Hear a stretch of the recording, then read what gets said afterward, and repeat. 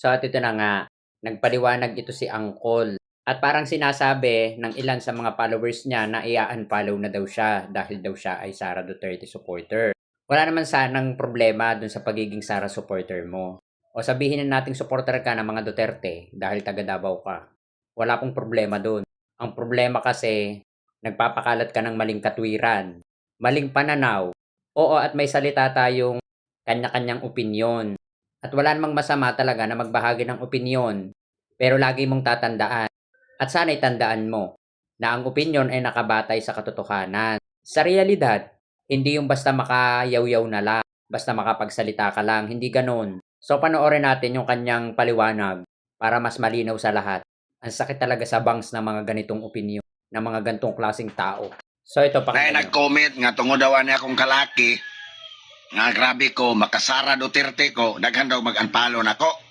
Kay di daw tanan followers nako nga kang Sara tanan daghan po daw ka BBM. So wala ko'y problema kung i-appeal ninyo na ihana nga isyo sa inyong pagka-followers ako, wala ko'y problema mag-unfollow mo.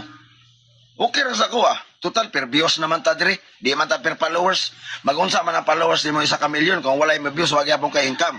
Mas gusto ko pa nako na ako'y 10,000 nga followers basta monetize ko nya daghang views dako pa kog income kaysa 1 million followers. Alam mo, Angkol, iba naman yung content mo eh. Sana i-push mo na lang yan yung pagpapatawa mo. Eh yung pagko-content mo pala eh para lang ang kumita. Tandaan mo ha, vlogger ka, influencer ka, komedyante ka. Ang i-share mo, yung may matututunan ang tao. Hindi yung binibigyan mo sila ng opinion na pangtanga, pambobo. Hindi naman opinion yung sinasabi mo eh.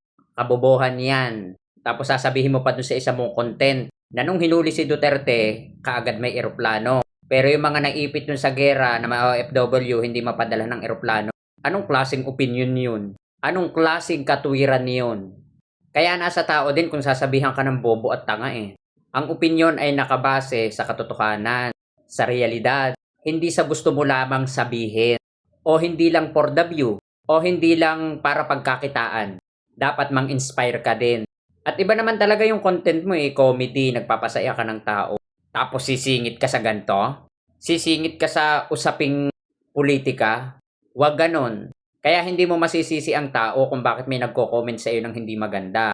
Kasi ikaw mismo, nagkakalat ka rin ng kabobohan at katangahan. Now, alam nyo na guys, wala siyang pakialam.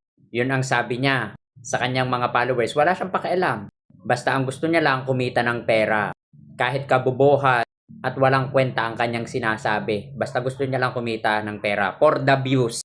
Pero sana naman, ang i-share mo sa mga viewers mo o sa mga followers mo, yung may knowledge. Hindi yung mag-share ka ng katangahan at kabobohan. So ayun, keep safe and God bless. Doon lang tayo sa totoo ha.